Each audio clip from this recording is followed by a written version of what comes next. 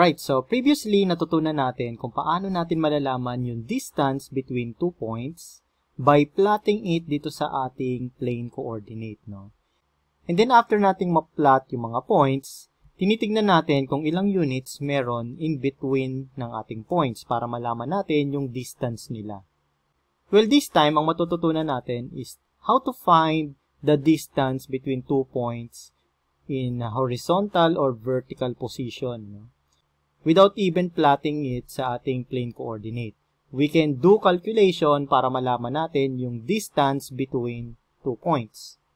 So, let me explain that to you using this graph na meron tayo dito, no? So, we have our point A right here, and the position of our point A is 0 on x-axis, and we leave our y-coordinate as y because it may be any number, no? So, it is a variable at this point. Pero, makikita natin, lahat ng points natin dito is having a y-coordinate of y. So, our y-coordinate here is constant. Pare-pareho lang yung ating y. So, yan ang ating condition kapag ang ating line is horizontal. Our y-coordinate is constant. For example, itong ating point A is on 0 and y. So, let's say our y is 3, just for the sake of example lang, no? So, let's say our y is equal to 3. So, 1, 2, 3. Okay? So, this will be 0, 3. So, anong position ng ating point B in y coordinate? Since pantay-pantay silang lahat, therefore, our y here is also equal to 3. And also, this y is also equal to 3. So, yan ang ibig sabihin natin, no? Na equal lang ang ating y-coordinate if we have a straight line which is parallel dito sa ating x-axis. In other words, it is a horizontal line. Okay, so ang nagkakaiba sa ating mga points is ang kanilang x-coordinate. In here, in point A, our x-coordinate is 0. In point B, our x-coordinate is x1. In point C, our x-coordinate is x2.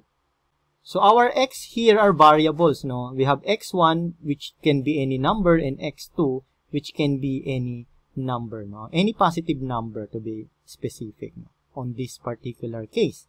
So, kapag in-extend natin to papunta sa ating x-axis, this will be x1. And if we extend this will be our x2. So, kung ano man ang unit na makikita natin dito sa ating x-axis, yun ang value ng ating x-coordinates. So, if you remember in our previous lesson, we are finding the distance between 2 points, okay, by representing it with an arrowhead, okay, above the points, no, to show that this is a directed coordinates. For example, for point A to point B, we are representing this like as this, no?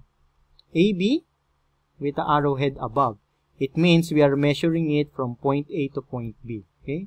So, dito naman, we have B to C with an arrowhead above. Meaning, we are measuring it from B to C. Diba?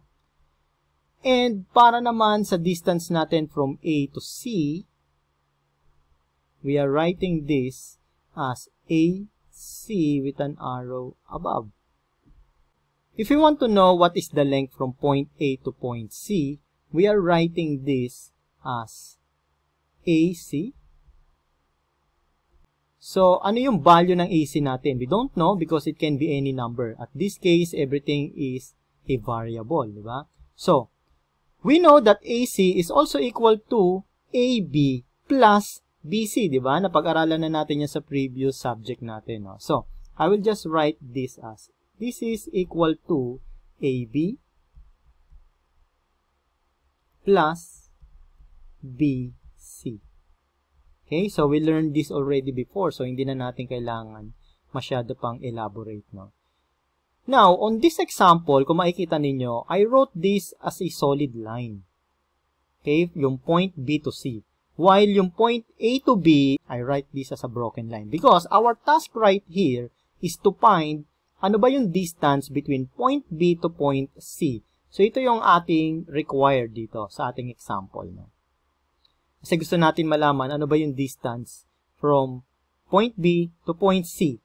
So, we need to isolate itong ating BC right here. So, how are we going to do that? Katulad nung ginawa natin sa ating lesson, we need to isolate BC by using transposition. So, we will be transposing itong AB papunta sa left side ng ating equation. So, I will have AC minus AB is equal to BC. Okay, so we have done transposition and we are able to isolate BC. No? Para mas maging malinaw, mas madali natin siyang ma-visualize, pabaliktarin ko lang.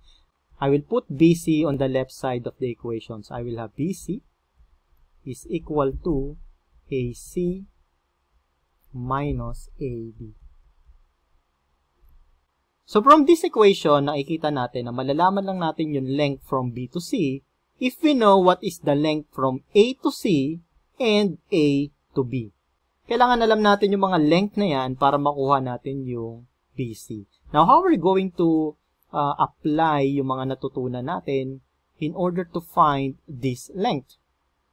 Okay, so how are we going to get the value of AC? No? Itong length na to. We have to remember that the value of the x-coordinate here is the distance of our point from the origin with respect to the x-coordinate. So therefore, kung ano yung value ng x2 natin dito, yan ang kanyang distance coming from the origin. So for example, let's say our x1 is equal to 3. So that means it is 3 units coming from origin, di ba? So we have 1, 2, and then 3. So our x1 is equal to 3. So on this example na ipakita natin that yung value ng x1 is telling us kung gaano siya kalayo sa origin with respect to the x-axis, no? Yung horizontal length niya coming from the origin. So, basically, ang value ng ating x1 is the length that is coming from the origin up to its position. So, therefore, our AB right here will be equal to the x1 value.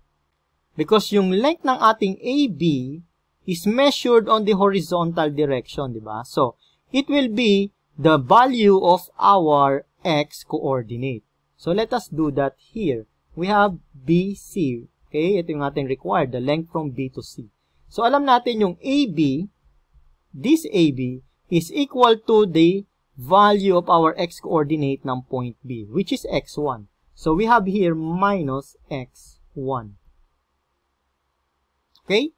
And then, dito naman sa ating AC, okay, from point A to point C, okay, the length is equal to the value of our x-coordinate, which is x2. So, this is equal to x2.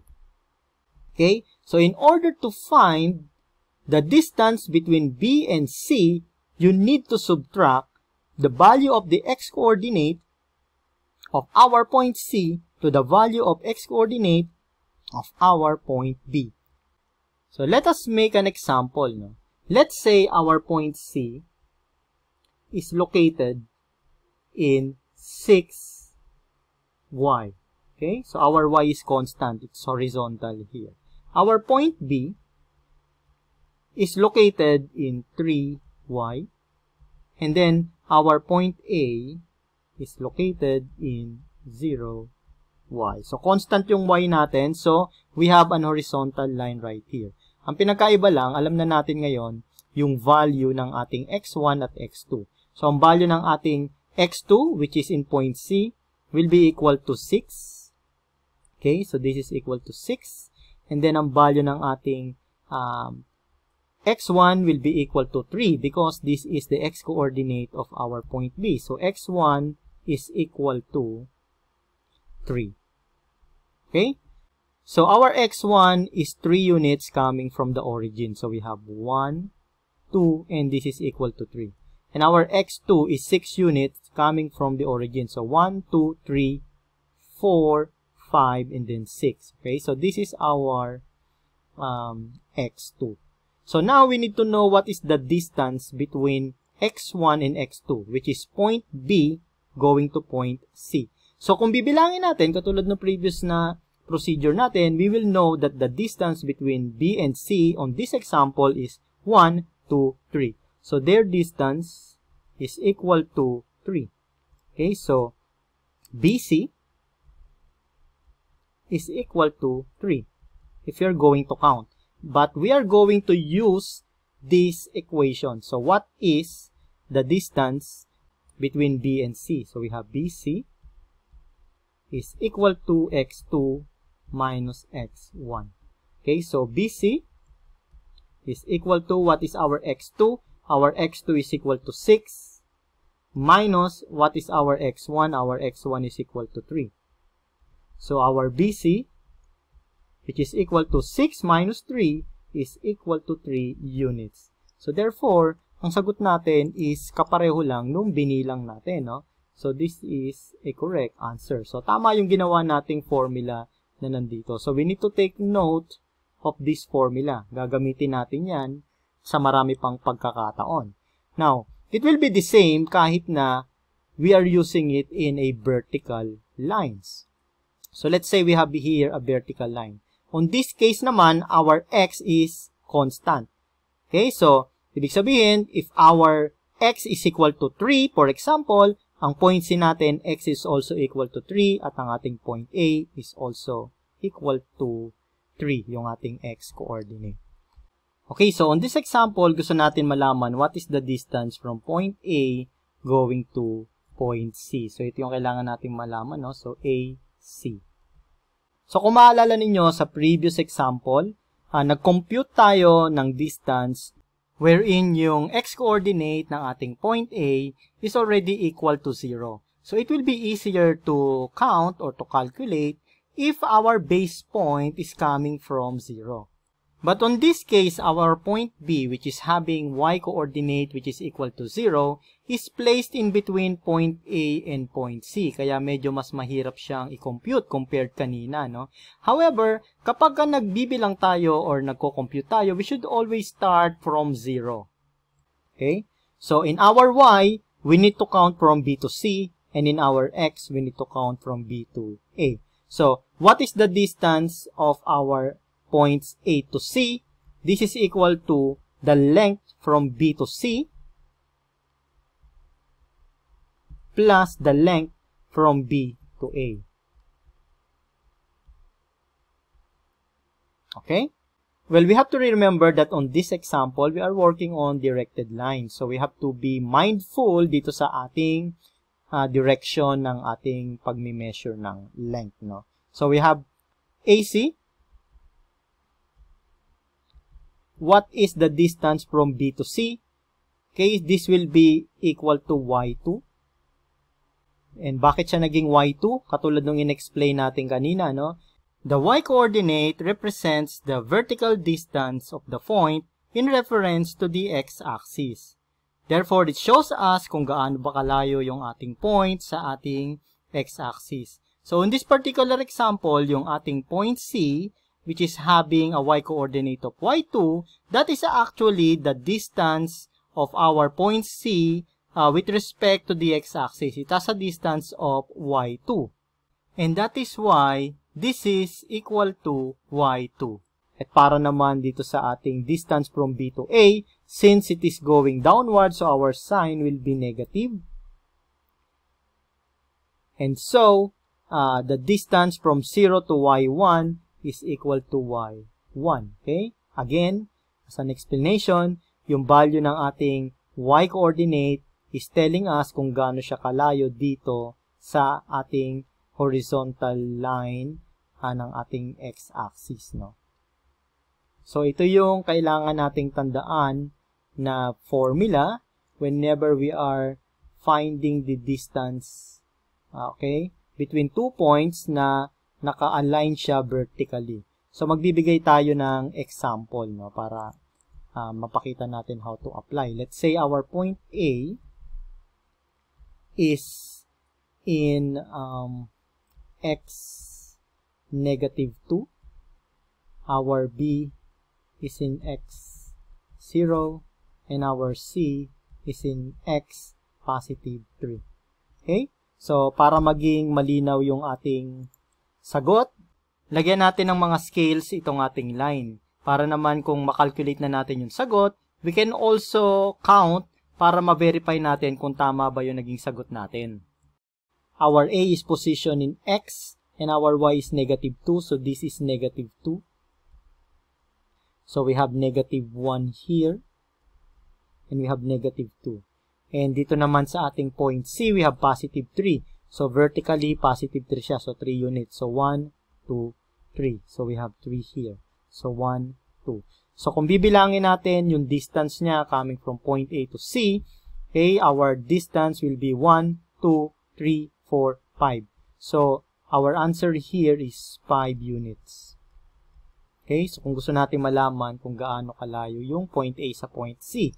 So, yan dapat ang makuha natin na sagot if we will compute for the distance using this formula na nakuha natin, itong equation na to. Okay, so we have AC is equal to Y2. Ano yung ating Y2? Our Y2, which is in point C, ito yung ating Y2, which is equal to 3. And then minus our Y1. What is the value of our Y1? Ang ating Y1 is yung Y-coordinate ng A. Ang Y-coordinate ng A is negative 2. Okay, so minus negative 2. So, AC is equal to 3. Negative times negative will be positive. So, our AC is equal to 3 plus 2, which is 5 units. So, pareho yung naging sagot natin dito sa ginawa nating pagbibilang ng ating distance, kung ilang unit coming from point A to point C. So, tama yung naging sagot natin, no? Ngayon, para mas maging malinaw, we are going to solve problems right here. Okay, so, kailangan nating makuha yung distance from this line segments. Okay? Unahin na natin itong A to B. So, what is the length from A to B? So, gamitin natin yung formula natin. This is horizontal, no? So, yung Y natin dito is equal to 0. Pareho silang 0. So, even if you subtract it, it will remain 0, no? So, ang kukumpitin lang natin is yung ating x-axis. So, to solve this, gagamitin natin yung ating formula, no? So, x2 minus x1. So, ano yung x2 natin dito? Ang x2 natin is itong nasa point B dahil mas malayo siya sa origin.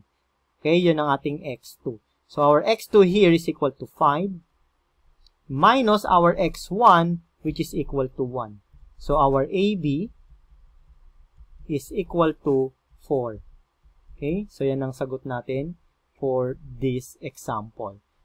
And now, punta na tayo dito sa point C to point D. Okay, so we have C, D. So, unahin natin yung, so our formula is x2 minus x1. So, ang x2 natin is ito because this is in the further right ng ating segment, no? So, our x2 is equal to 6 minus our x1. Our x1 is equal to negative 2. So, this is negative 2. So, our CD is equal to 6. Negative times negative will be positive 2. So, our CD is equal to 6 plus 2, 8 units. Okay, so sunod natin sasagutan is itong length ng ating segment, EF. Okay, so we need to find EF. So, vertical na siya, no? So, constant na ang ating x-coordinate. So, we are going to check now itong ating y-coordinate. So, what is our formula? This will be y2 minus y1. So, ano yung ating y2? Our y2 is equal to 1 minus our y1. Our y1 is equal to negative 4. So, EF is equal to 1. Negative times negative will be positive 4. So, our EF is equal to 4 plus 1, which is 5 units. Alright, so, punta na tayo ngayon dito sa point G to H, yung ating segment. Okay, so we have G to H. And again, this is vertical. So, constant ang ating x-coordinate. So, we will be using y2 minus y1. So, this is equal to, our y2 is equal to negative 2 minus our y1, which is negative 5. So, we have GH is equal to negative 2. Negative times negative will be positive 5. So, our GH is equal to negative 2 plus 5 will be positive 3. So, we have positive 3 units, no? So, tignan natin, nakuha na natin yung mga sagot natin. I-check natin kung tama ba ang sagot natin. So, unahin natin itong ating line segment from A to B. Ang sagot natin is 4 units. So, i-confirm lang natin kung tama ba. We have 1, 2, 3, 4. So, it's correct. We have 4 units coming from point A going to point B. So, tama yung naging sagot natin. Now, from C to D, our answer is 8 units. So, let us count kung 8 units ba ang kanilang distance. So, we have 1, 2, 3, 4, 5, 6, 7, 8. So, correct, no? 8 units. So, therefore, our answer is correct. Now, from E to F, our answer is 5 units. So, we have to check that. 1, 2, 3, 4, 5. So, correct. Tama yung sagot natin dito. And for GH, our answer is 3 units. So, let us count. 1, 2, and 3. So, correct. Tama yung naging sagot natin. So, I hope naging malinaw sa atin how to calculate for the distance between 2 points if the line is horizontal or vertical.